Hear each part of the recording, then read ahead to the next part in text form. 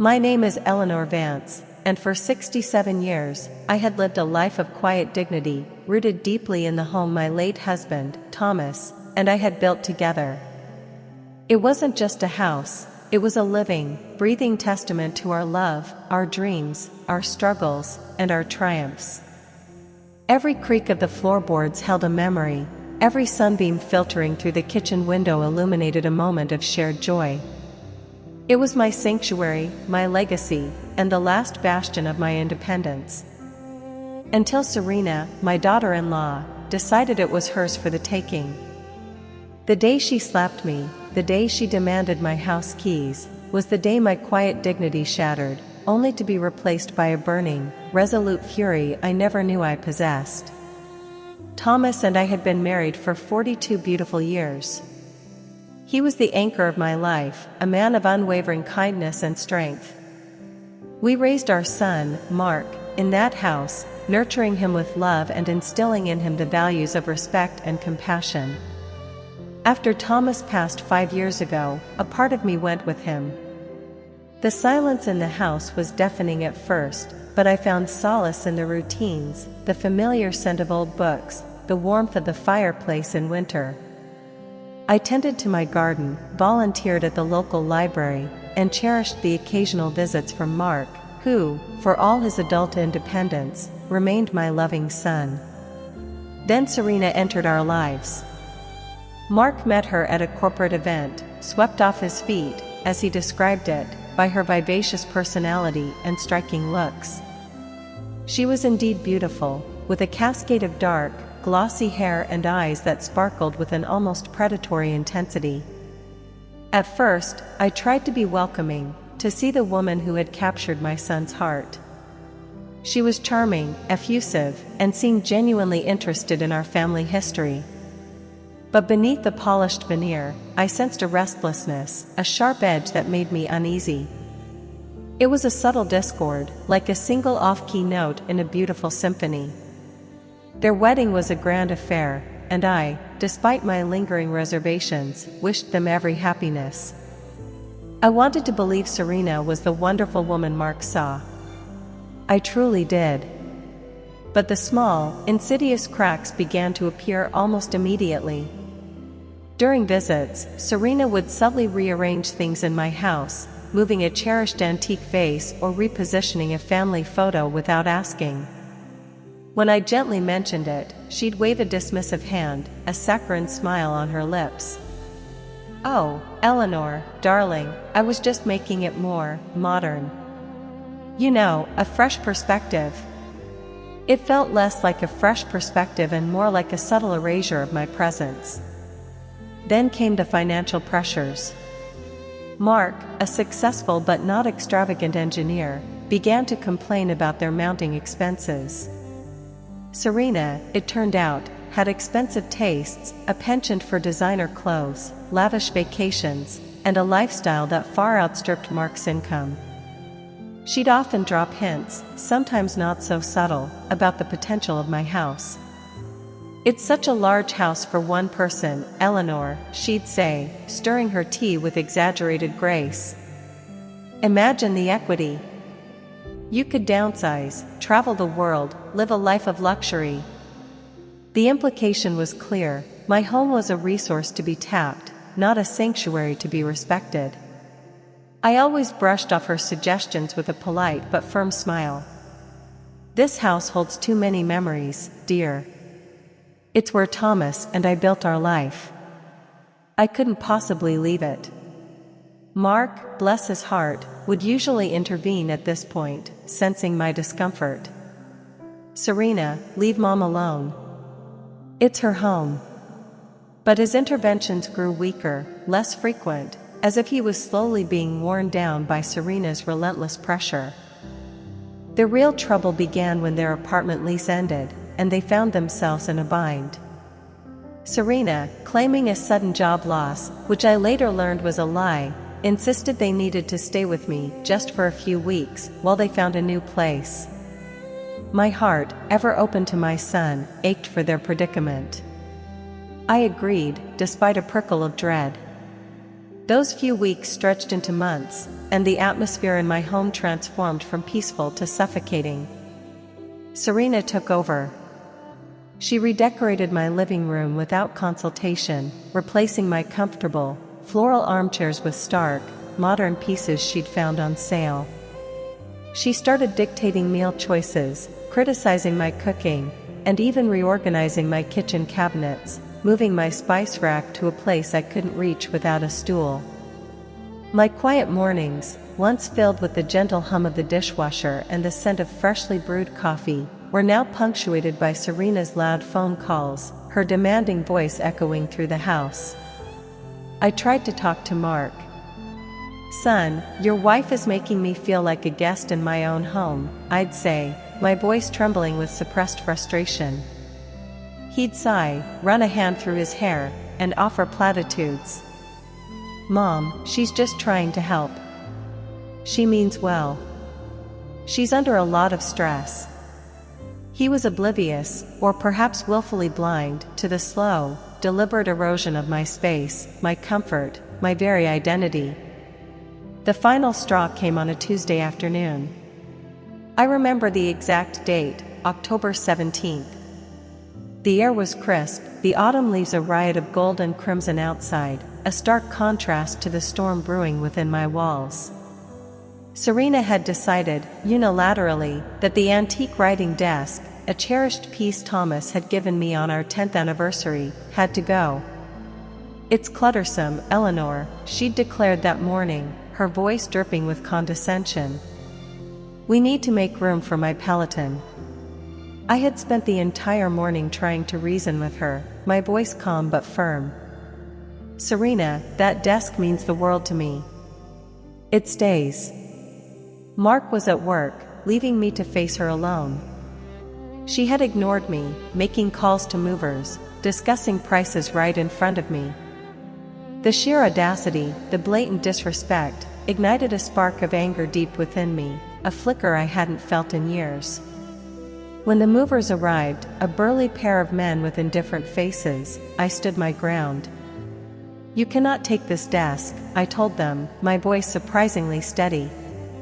"This is my property, and I have not authorized its removal." They looked confused, glancing between Serena and me. Serena stepped forward, her face contorted into a mask of fury. "Get out of the way, old woman," she hissed, her eyes blazing. "No," I said, planting my feet firmly. "This is my home, and you will not desecrate it." That's when it happened. Her hand shot out, a swift, shocking blur. The impact on my cheek was like a lightning strike, sharp and searing. My head snapped back, the world tilting for a moment. A gasp escaped my lips, more from shock than pain. The sting was immediate, a burning fire spreading across my skin. My vision blurred, not with tears, but with the sudden, violent jolt to my senses. The movers froze, their faces a mixture of alarm and awkwardness. Before I could fully process the physical assault, Serena's voice, now a venomous snarl, pierced the ringing in my ears. "You stubborn old hag! This house is ours now. Give me the keys." She lunged, her fingers clawing at the small ring of keys I always kept in my apron pocket. I instinctively recoiled, clutching them tighter. The humiliation, the violation, was overwhelming. My own daughter-in-law, in my own home, had struck me and was now trying to rob me of my last shred of control. The movers, clearly uncomfortable, muttered apologies and began to back away. "We're sorry, ma'am, we can't get involved in a domestic dispute." They left, leaving me alone with the woman who had just assaulted me.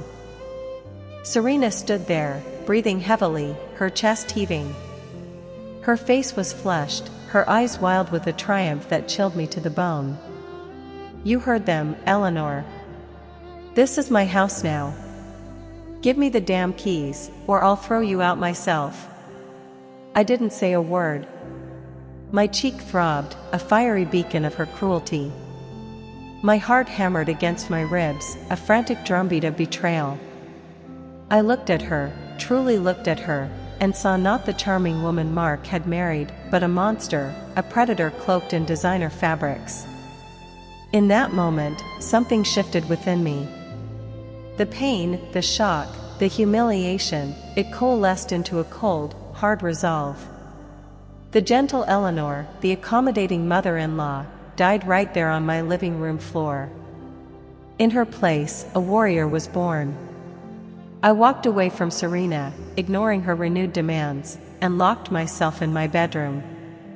I stared at my reflection in the antique dresser mirror. A red mark bloomed vividly on my cheek, a stark testament to the assault. Tears finally welled up, not of sorrow, but of outrage. Thomas's photograph sat on my bedside table, his kind eyes looking out at me. "What would you do, my love?" I whispered, my voice choked. And then, as if an answer came from the depths of my soul, I knew. He would have fought for our home, for my peace, for our legacy. And so would I. The next few days were a blur of calculated action. I didn't confront Serena again. I spoke to her only when absolutely necessary, my voice flat, devoid of emotion. She seemed to interpret my silence as submission, growing even bolder. She'd parade around the house, chattering on the phone, laughing loudly, as if she had won. But she hadn't. She had merely awakened a sleeping dragon. My first call was to my best friend, Margaret, a formidable woman with a sharp wit and an even sharper legal mind. Margaret, a retired family court judge, listened patiently, her silence growing heavier with each word I uttered. When I finished, she didn't offer platitudes. "Eleanor," she said, her voice firm, "this is unacceptable. You have been assaulted, harassed, and your property rights violated. We will not let this stand."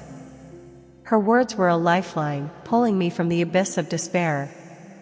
Margaret advised me to immediately install hidden cameras, both inside and outside the house. "Document everything, Eleanor. Every word, every action, every subtle intimidation. We need irrefutable proof of her behavior, especially since Mark seems to be in denial." She also urged me to change the locks, though I hesitated, not wanting to escalate things prematurely. "You need to secure your sanctuary first," she insisted. "This is about protecting yourself." That very evening, under the guise of reorganizing my storage, I installed small, discrete cameras in key areas: the living room, kitchen, and hallway. I even placed one cleverly disguised as a bird feeder outside the back door, capturing the entrance to the garden. The next morning, I called a locksmith, telling Serena I needed a new set of keys for a spare lockbox. She rolled her eyes, oblivious to the true purpose. Over the next 2 weeks, I meticulously documented Serena's behavior. The cameras captured her verbal abuse, her disparaging remarks about me to friends on the phone, her attempts to assert control over my finances by intercepting my mail, and even a few instances of her carelessly breaking small items and blaming it on me. I kept a detailed journal, noting dates, times, and Mark, meanwhile, was a ghost in his own home. He'd come home from work, retreat to his room with Serena, and emerge only for meals, which Serena often prepared, making sure I felt like an interloper at my own dining table. I tried to reach out to him, to show him the recordings, but Serena always had an excuse to pull him away: a sudden headache, an urgent phone call. I knew I couldn't rely on him to see the truth until it was undeniable. My legal strategy, crafted with Margaret's guidance, was multifaceted. First, a formal eviction notice.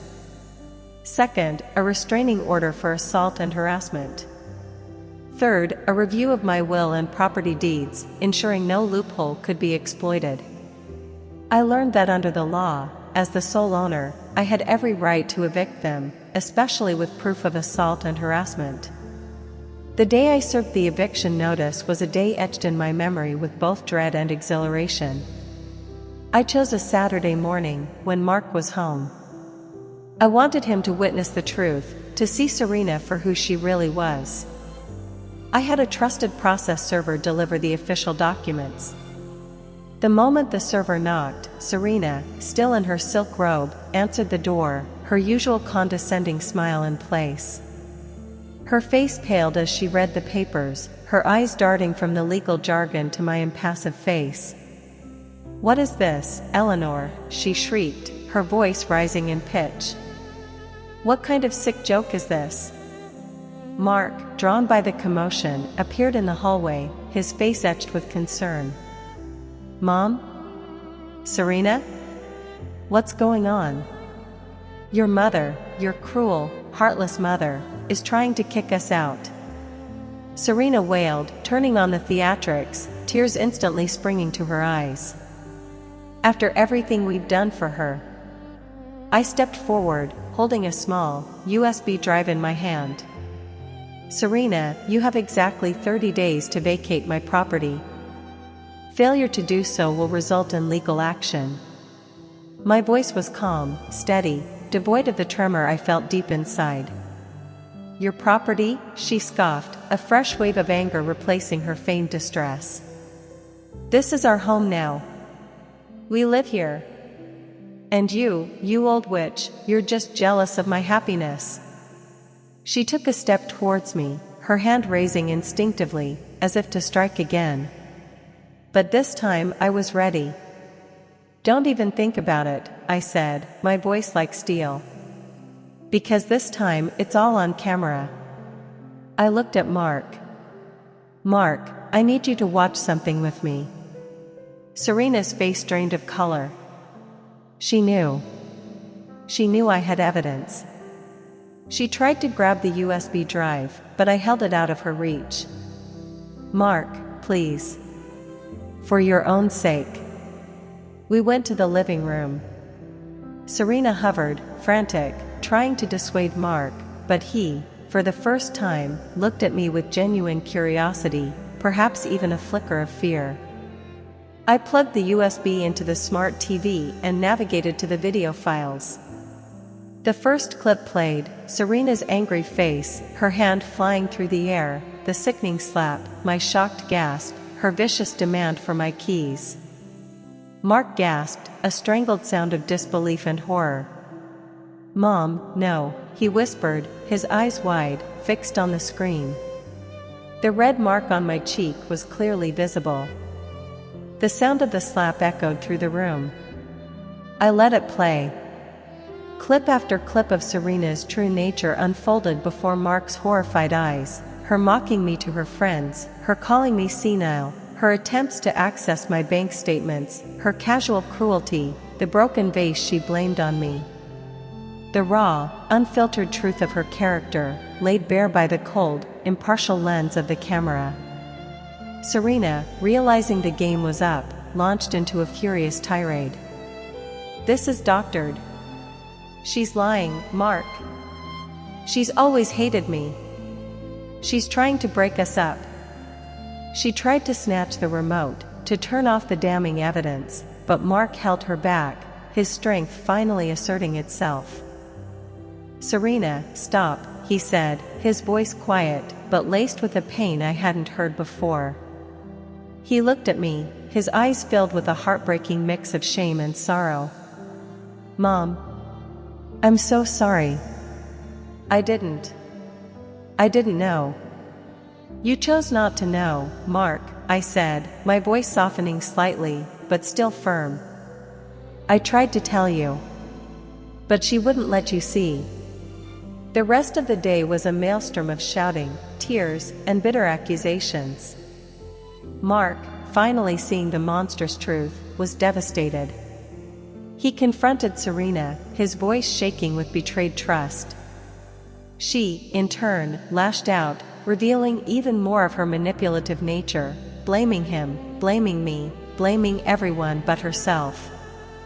The image of her, screaming and spitting venom, solidified Mark's resolve. He couldn't deny it anymore. Within a week, Mark had moved out, taking only his personal belongings. He left Serena to face the eviction alone. It was a painful decision for him, a severance of ties that had been corrupted by Serena's deceit. He didn't want to be a part of her destructive world anymore. He came to me, his face drawn and pale, and apologized, truly apologized, for his blindness, for not protecting me, for allowing her to hurt me. I held him close, my heart aching for his pain, but also swelling with relief that I had my son back. Serena, despite her threats, eventually moved out on the 29th day, just hours before the legal deadline. She left the house in a state of deliberate disarray, a final act of spite. But it didn't matter. Her presence, her toxicity, was gone. The moment she drove away, a palpable silence, a cleansing stillness, settled over my home. I spent the next few weeks cleaning, restoring, and slowly, painstakingly, reclaiming my sanctuary. I put my antique desk back in its rightful place, polished Thomas's photograph, and rearranged my spice rack exactly where I wanted it. Each act was a small victory, a reaffirmation of my sovereignty. My relationship with Mark is slowly healing.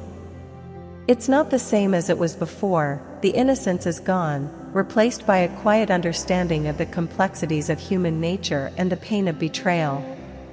But there is a deeper respect now, a shared acknowledgement of the ordeal we both endured. He visits often, helps me in the garden, and we talk, truly talk, about everything. He's a changed man, humbled and more empathetic. And me? I am no longer just Eleanor, the gentle widow. I am Eleanor, the survivor. The woman who stood up for herself, who fought for her home, for her peace, for her dignity. The slap left a mark, not just on my cheek, but on my soul. It was a brutal awakening, a reminder that even in the quietest lives, there can be battles to fight. And sometimes, the most gentle souls possess the fiercest courage. My home is my sanctuary once more, but now, it stands not just as a testament to love, but to resilience. My rules. My peace. My home.